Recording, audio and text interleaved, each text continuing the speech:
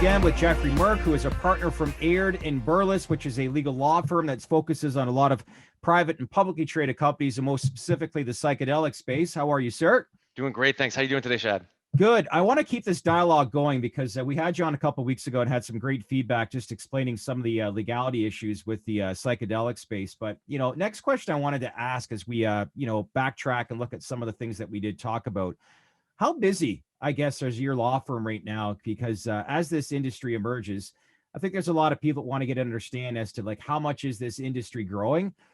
You specialize in taking companies public, amongst a lot of other things. So, when you look at your industry right now and the amount of workload that you are taking specifically with the psychedelic space, give me an example as to where you are now based on workload versus, say, maybe even 6 months ago.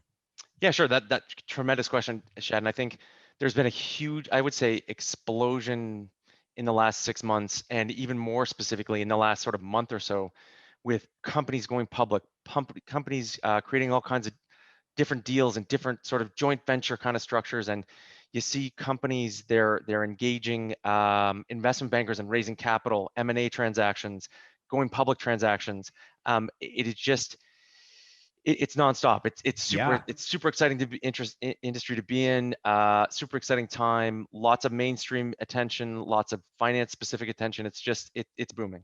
When you say like mergers and acquisitions, industry is still very much early, but what I'm seeing actually the trend is that a lot of some of the smaller, lesser known industries should say companies within this space. Companies like Pharmather, for example, they announced obviously an agreement this week.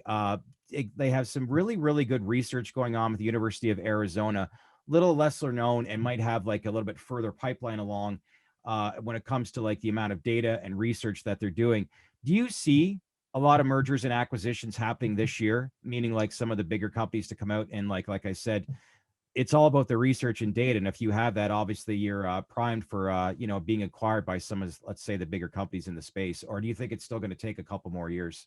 I think it's going to take a couple more years before we start seeing kind of combinations between existing psychedelics companies. But in terms of mergers and acquisition activity, what we're seeing is a lot of the publicly listed psychedelics companies buying either an interest in or the entirety of other privately listed companies, or privately existing companies. So companies in sort of a research space, or if they have a particular opportunity, I think that people are growing, like existing public companies are really growing a lot by, acquiring data sets or acquiring technology, or just, again, it's not quite the public kind of merger and acquisition activity like we're seeing in the sort of more developed, although it's relatively early stage cannabis companies, but it's again, those publicly listed companies using their securities really as a currency to acquire bolt-on parts of businesses that they're interested in. Yeah. Okay. Makes sense. As I keep the, I guess, conversation going with some of the news that we have heard and some of the bigger companies that are looking to get into the space, what'd you take of the UFC obviously announcing last week that this is something that they're going to start looking into as far as microdosing potentially for some of their players? Obviously, or should say fighters. They're trying to obviously improve any kind of mental health when it comes to a lot of their athletes within their sport, and obviously MMA would rank at the top.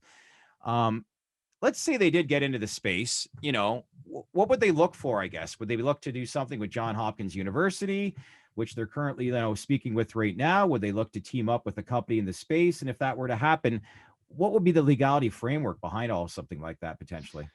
Yeah, sure. I mean, certainly the announcement I saw from about the UFC wasn't entirely clear about what sort of their end goal is. Yeah. It's likely to develop. I think it's looking to develop.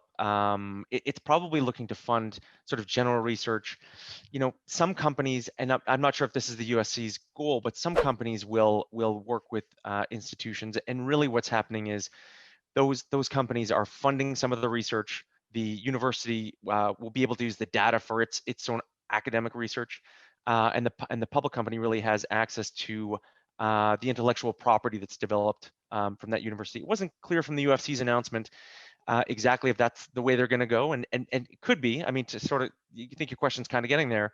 It could be that what the UFC is looking to do is develop some of that intellectual property, and then use that together with an existing psychedelics company to develop some kind of products. I think there was a reference to microdosing products. So Yeah. either working with an up and coming or maybe one of the existing companies to really develop that microdosing kind of product. One of the things I wanted to discuss you as well, like a lot of these companies within the space have formed partnerships with various research university institutions, not only across the US, but for that matter, across the world. How does a partnership like that form? What is it like institutions look for? And, is this, I guess, a situation where some companies obviously have to fund and pay to form a partnership with, say, some of the universities that they've linked with in the US? Yeah. So I think that's exactly right. I think universities are looking for. I think it's mutually beneficial, and it's mutually beneficial as between the university and the company, but I think also the industry as a whole. So, and what I mean by that is the university gets funded. They're looking for grants and sort of Yeah, money in order to conduct their research. The public company is looking to develop intellectual property assets. Those two organizations come together. Company funds the research, gets to use the intellectual property that's developed from that partnership. which is The huge. Absolutely, yeah. I think there's going to be, you can already see people, existing publicly listed companies, looking for new delivery systems, new molecules. So like absolutely. Then and the university benefits because it gets to fund its academic research in a different way than sort of grants or those kind of things. And then I think the benefit for the industry as a whole is really it's advancing the conversation about how psychedelics can help mental health, and can help a variety of concerns that people are really focused on right now. So I think it sort of benefits again, university, public company, and the industry and society as a whole. Makes sense. It's all about the IP, right? With a lot of these companies, and having Absolutely, yeah, flexibility. definitely. Last thing I wanted to ask you is I want to talk specifically about some of the clinics that are expanding across the US, even in Canada as well. Last summer, I had a chance actually to tour Field Trips Clinic in downtown Toronto. Beautiful facility. What a process or concept that they have in place. So, interesting to see how things can continue to develop as the industry obviously matures. But I wanted to ask, like some of these clinics in the US are focusing like on ketamine. I look at ketamine's history and I guess some of the feedback that we're receiving, there's some confusion about the legal status of these clinics. So can you clear that up for those that are watching? Because right now it is legalized in Washington, D.C., and in Oregon and other states, including California, are looking to basically decriminalize drugs as well. But if you have a clinic, as these are popping up, how does that work from a legality standpoint? Yeah, sure, absolutely. So, first of all, like great piece. I saw it a little. I saw it a couple weeks. Saw it recently. It was a tremendous piece. Great description of the field trip clinic and your experience there. It was fantastic. Loved it. Appreciate it. Yeah, absolutely. So in terms of ketamine and its legality, so ketamine is a Schedule One drug, which in effect, and the way these clinics sort of operate means the patient or the person seeking the treatment is going to need to have a prescription from a doctor.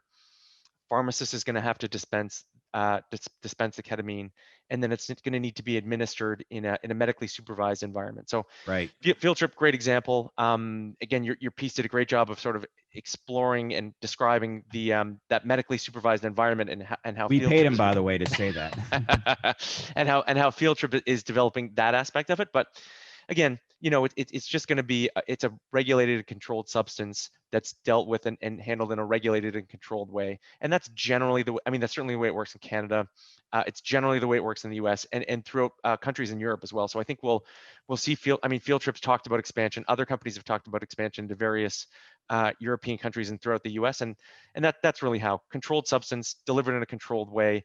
Ketamine is really the only sort of substance at this particular point that really kind of fits that framework. So it's why there are ketamine clinics sort of proliferating by a Right. variety of these public companies. Well, let's save that for a conversation. Let's keep this dialogue going. But I think next time we have you on, we should talk about some of the legality framework when you look at the US compared to other countries like Canada, Europe. And, this isn't an industry like this is expanding globally. And we speak to people from Australia, from Switzerland, from Ireland, the US, Canada. The great thing is that there's awareness that's building more and more, and the overall health of the industry seems to be head in the right direction. So it's great. But let's keep the dialogue going, educate people on the industry and what it means. And as our good friend Benjamin Franklin would say, the best knowledge obviously creates the best return on your investment. And that's what we want to do, right? I love it. Thank you very much, Chad. I keep the conversation going. It's a great idea. I love it. Yeah. Listen, have a great day, and we'll touch base with you next week. Thanks, Jeffrey. Sounds good. I appreciate it. Thanks a lot, Chad. Have a great week.